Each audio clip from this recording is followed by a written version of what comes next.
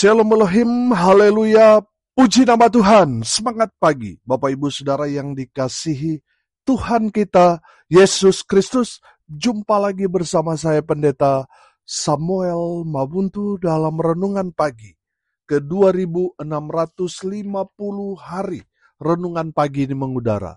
Puji Tuhan.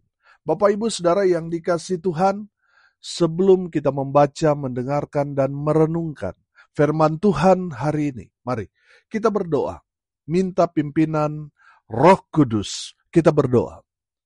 Bapa di surga, berbicaralah kepada kami semua, pakai firman Tuhan ini untuk menegur kami, menasihati kami, meneguhkan iman percaya kami, dan memberkati kami semua. Di dalam nama Tuhan Yesus yang adalah firman Allah yang hidup, kami berdoa. Amin. Haleluya. Bapak Ibu Saudara yang dikasihi Tuhan, bersama dengan saya kita akan belajar Alkitab dari kitab Kejadian sampai kitab Wahyu. Mari buka Alkitab kita. 1 Korintus pasal 16 ayat 22. Perhatikan firman Tuhan berbunyi demikian. Siapa yang tidak mengasihi Tuhan, terkutuklah ia. Maranatha, sekali lagi. Siapa yang tidak mengasihi Tuhan, terkutuklah ia. Maranatha, haleluya. Bapak Ibu Saudara yang dikasihi Tuhan, apa pesan firman Tuhan ini buat kita, gereja Tuhan di akhir zaman ini? Yang pertama, perhatikan. Kita harus mengasihi Tuhan. Amin. Bapak Ibu Saudara yang dikasihi Tuhan, kita tahu bahwa kasih di sini, kalau dalam terjemahan yang dalam bahasa asli, di sini ditulis agape, agapa, yang kita tahu diambil dari kata dasarnya agape. Bapak Ibu Saudara yang dikasihi Tuhan, dari kebenaran firman Tuhan ini kita diingatkan kembali bahwa kita harus mengasihi Tuhan, mengasihi dengan kasih agape. Saudara, kita harus merespon kasih Tuhan dengan kasih seperti yang Tuhan berikan kepada kita.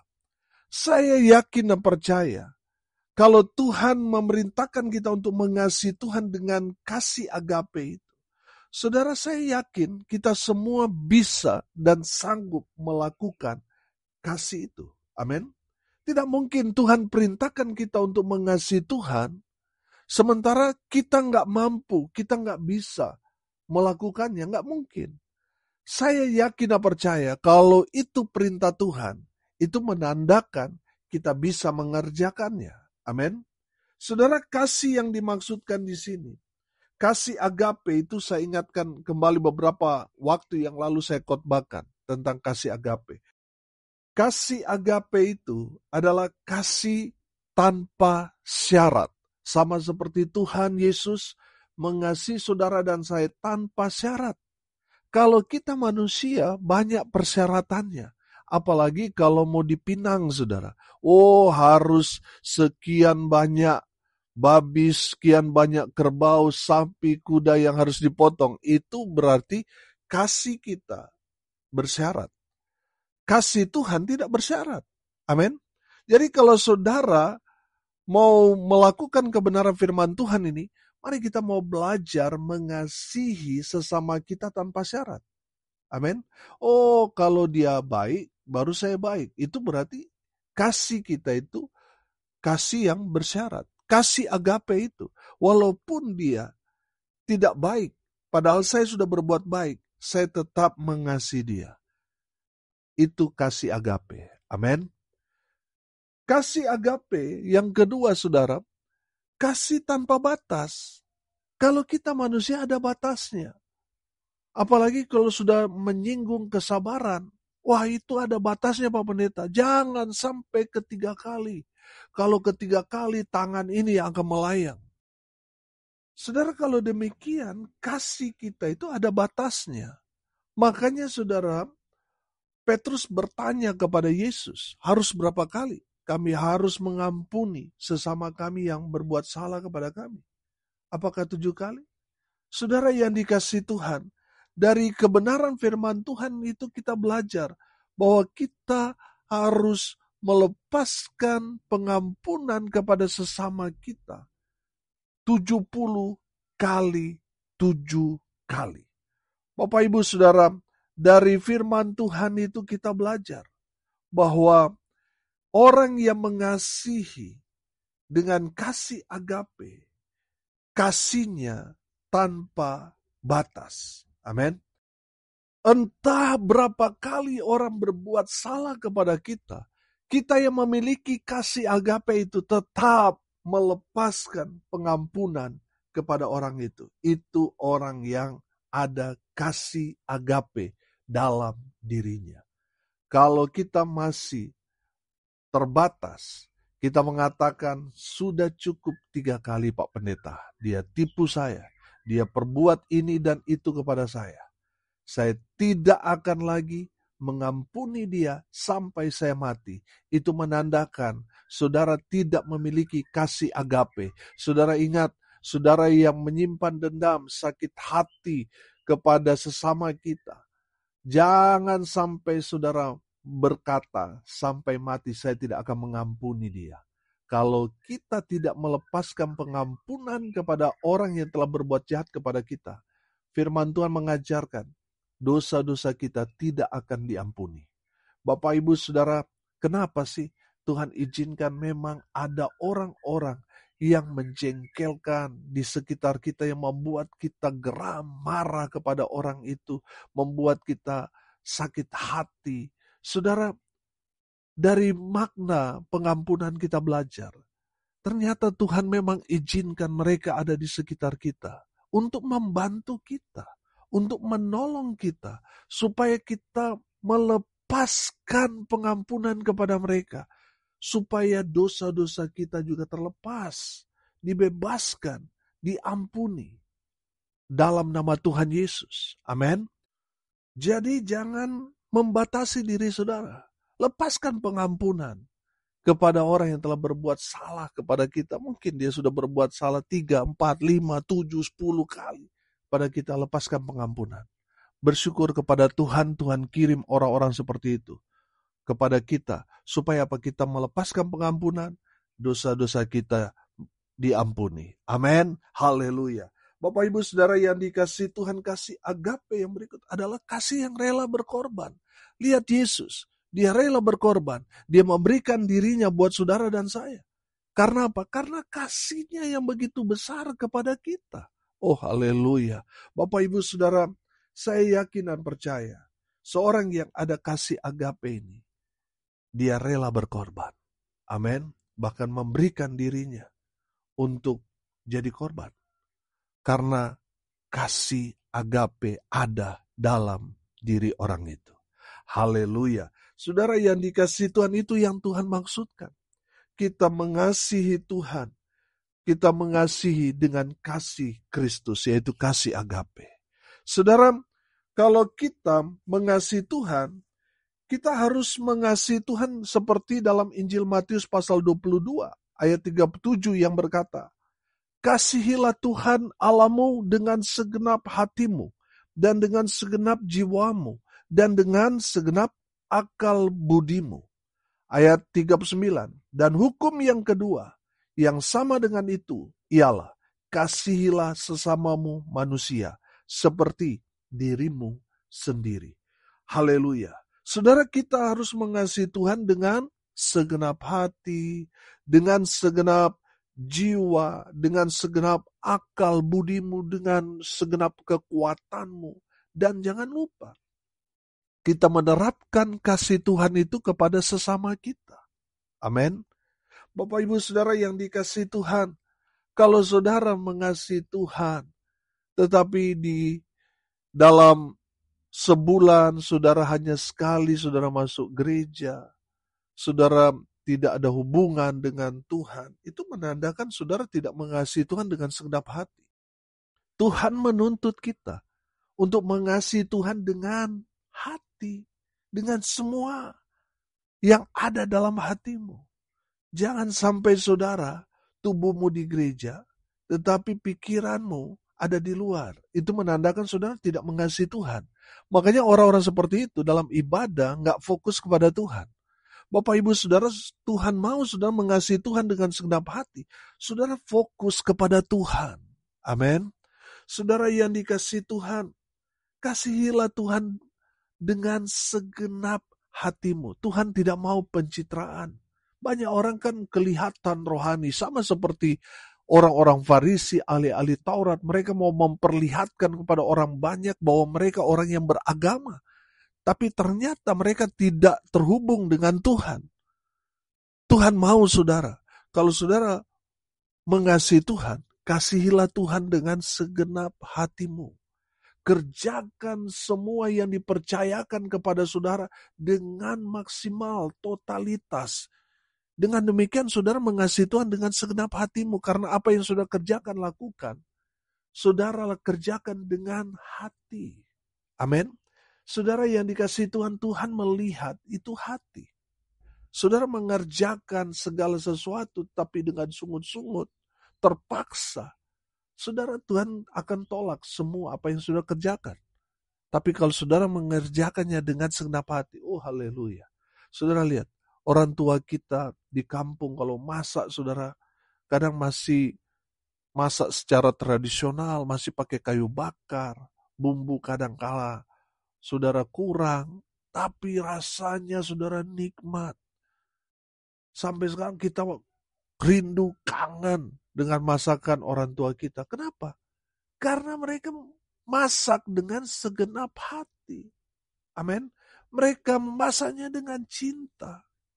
Makanya rasanya nikmat. Amin. Tuhan mau kita itu seperti itu. Kerjakan dengan hati. Saya percaya kalau orang mengasihi Tuhan dengan segenap hati, betul-betul dia menaruh hidupnya kepada Tuhan. Dia mempersembahkan tubuh, jiwa, dan rohnya untuk Tuhan. Sehingga di saat ibadah dia tidak pernah terlambat. Dia memberikan waktu yang paling terbaik buat Tuhan. Saudara, dalam pelayanan dia betul-betul totalitas. Itu orang yang mengasihi Tuhan dengan segenap hati. Kasihilah Tuhan dengan segenap jiwamu. Artinya sudah persembahkan dirimu untuk menjadi persembahan yang hidup. Kalau sudah bicara dengan segenap jiwa, berarti kita siap mati untuk Tuhan. Sebagai wujud kita mengasihi Tuhan. Jangan saudara nyanyi lagu, ku berikan hatiku dan jiwaku. Tapi ditanya, kenapa hari Minggu nggak gereja? Sorry Pak Pendeta, hujan. Bapak Ibu Saudara, orang yang mengasihi Tuhan dengan segenap jiwa artinya dia sudah menyerahkan hidup matinya kepada Tuhan. Apapun yang dia kerjakan, lakukan semuanya untuk Tuhan.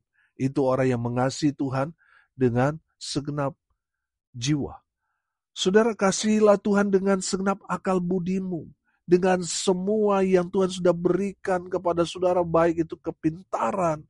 Saudara yang dikasihi Tuhan, yang sudah mendapatkan karunia, talenta dari Tuhan untuk melayani. Saudara maksimalkan apa yang Tuhan sudah berikan kepada saudara sebagai wujud saudara mengasihi Tuhan. Persembahkan itu semua kepada Tuhan sebagai persembahan yang hidup, yang kudus bagi Tuhan. Haleluya. Bapak Ibu Saudara, kita harus mengasihi Tuhan. Karena kalau kita tidak mengasihi Tuhan, saudara, yang kedua kita belajar, kita akan dikutuk. Saya yakin dan percaya tidak ada orang yang mau dikutuk. Kalau saudara tidak mau dikutuk, ambil keputusan sekarang untuk mengasihi Tuhan. Amin. Saudara, saya teringat dalam Wahyu pasal 2 ayat 1 sampai ayat 5. Saudara, di jemaat Efesus itu, saya mau katakan, itu jemaat yang luar biasa. Mereka sangat militan, mereka sangat-sangat rohani. Satu kesalahan mereka, mereka kehilangan kasih mula-mula. Saudara yang dikasihi Tuhan, saya menangkap di sini. Kalau kita tidak mengasihi Tuhan, kita akan sama seperti dengan jemaat yang ada di Efesus, yang kelihatan luar biasa, tapi dicela Tuhan. Karena apa? Mereka tidak mengasihi Tuhan dengan segenap hati, segenap jiwa, segenap akal budi mereka. Akhirnya apa? Mereka dicela Tuhan. Saudara yang dikasihi Tuhan, kalau kita tidak mengasihi Tuhan, cepat atau lambat, kita akan dikutuk Tuhan. Bapak, Ibu, Saudara, mari kita merespon dengan cara mengasihi Tuhan. Amin. Supaya apa? Supaya kita terhindar daripada kutuk ini, kita didekatkan dengan berkat-berkat Tuhan. Amin. Saudara, pilihannya ada dua, berkat dan kutuk. Kalau saudara mau diberkati, dengarkan firman. Kasihilah Tuhan Allahmu dengan segenap hati, segenap jiwa, segenap akal budimu, segenap kekuatanmu. Dan jangan lupa, terapkan itu dalam kehidupanmu dengan sesama. Amin. Kalau tidak, kita akan terkutuk. Saudara ingat dalam 1 Korintus pasal 13 ayat 1 sampai ayat 3, itu orang-orang hebat. Ada orang pintar, ada orang yang diberikan karunia, orang sosial, tetapi semuanya sia-sia karena mereka tidak ada kasih agape dalam diri mereka. Saudara yang dikasihi Tuhan, apapun yang saudara punya, miliki saudara, itu akan menjadi sampah di hadapan Tuhan kalau tidak ada kasih, kalau tidak ada Yesus dalam diri saudara. Bapak, Ibu, Saudara, kalau kita tidak mengasihi Tuhan, tidak ada Yesus dalam diri kita, hidup kita akan terkutuk. Saudara yang dikasihi Tuhan, perhatikan kata terakhir, Maranatha. Amin. Arti dari Maranatha, Tuhan datanglah. Haleluya. Bapak, Ibu, Saudara, orang yang cinta Tuhan pasti akan merindukan kedatangan Tuhan. Amin.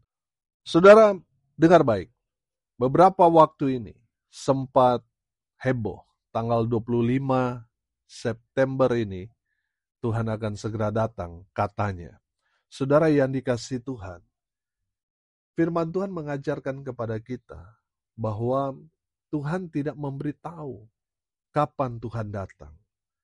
Saudara, bisa saja tanggal 25.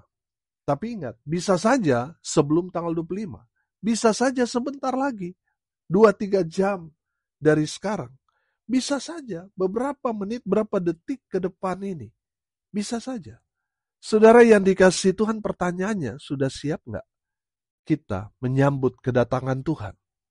Bapak, Ibu, Saudara yang dikasihi Tuhan, firman Tuhan mengajarkan kita, kalau kita mengasihi Tuhan, pasti kita rindu dengan kedatangan Tuhan.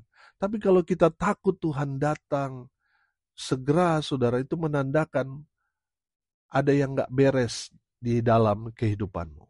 Saudara, kalau Tuhan sudah datang, pertobatan itu sudah ditutup, saudara. Tidak ada lagi pengampunan. Di saat Tuhan datang, tidak ada lagi kesempatan untuk kita bertobat. Kesempatannya kapan? Sekarang. Karena kita tidak tahu, saudara, hidup ini misteri kan. Kita nggak tahu kapan Tuhan datang. Oleh karena itu, mari kita mempersiapkan diri kita untuk menyambut kedatangan Tuhan.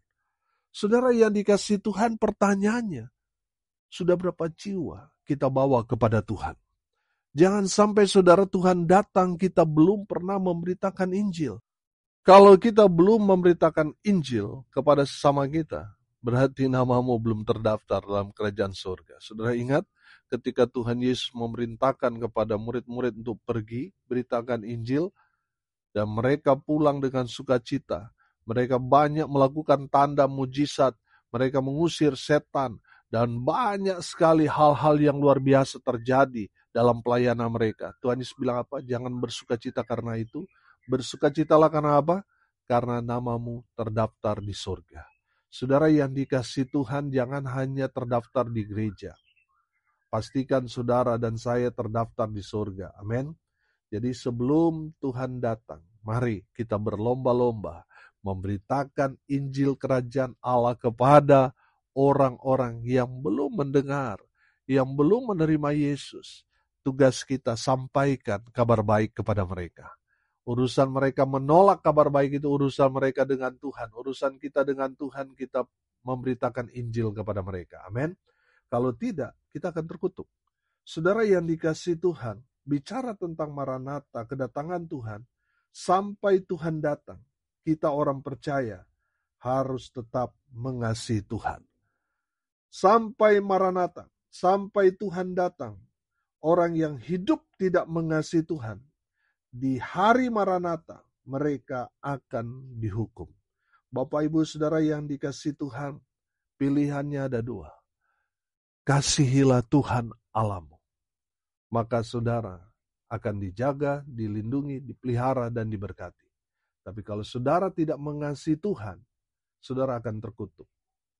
Di saat Tuhan datang, saudara dikutuk, saudara dihukum, saudara tempatnya di neraka.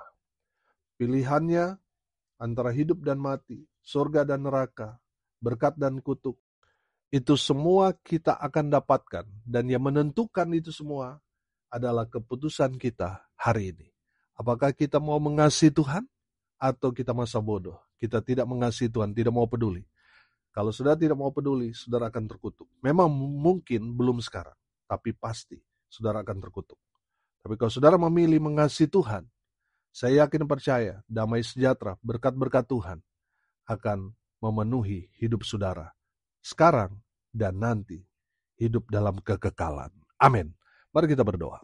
Terima kasih Bapa di surga, kami memilih untuk hidup mengasihi Tuhan. Terima kasih sudah memberkati kami semua dengan kebenaran firman-Mu. Berkati semua pendengar dimanapun mereka berada. Berkati hidup mereka, rumah tangga mereka, usaha, pekerjaan, pelayanan mereka. Dibuat beruntung berhasil dalam segala hal. Mereka yang sakit, Tuhan sembuhkan. Mereka yang lemah, Tuhan kuatkan. Tuhan hibur mereka berduka cita. Dan berkat-berkat Tuhan memenuhi setiap kehidupan semua pendengar. Diberkati Tuhan dengan luar biasa. Bapak Ibu Saudara yang dikasihi Tuhan, arahkanlah hatimu kepada Tuhan dan terimalah berkat dari Tuhan Yesus. Tuhan memberkati engkau dan melindungi engkau. Tuhan menyinari engkau dengan wajah-Nya dan memberi engkau kasih karunia. Tuhan menghadapkan wajah-Nya kepadamu dan memberi engkau damai sejahtera. Di dalam nama Tuhan Yesus, sumber daripada segala berkat. Bapak Ibu Saudara yang percaya, diberkati Tuhan, katakan amin. Puji Tuhan. Bapak Ibu Saudara yang dikasihi Tuhan, kalau saudara merasa diberkati melalui renungan pagi ini, bagikan juga kepada saudara-saudara yang lain, supaya mereka juga diberkati. Karena untuk itulah kita dipanggil, untuk jadi berkat. Salam kasih dari Bali. Saya Pendeta Samuel Mabuntu. Sampai jumpa besok pagi. Tuhan Yesus memberkati kita semua. Haleluya.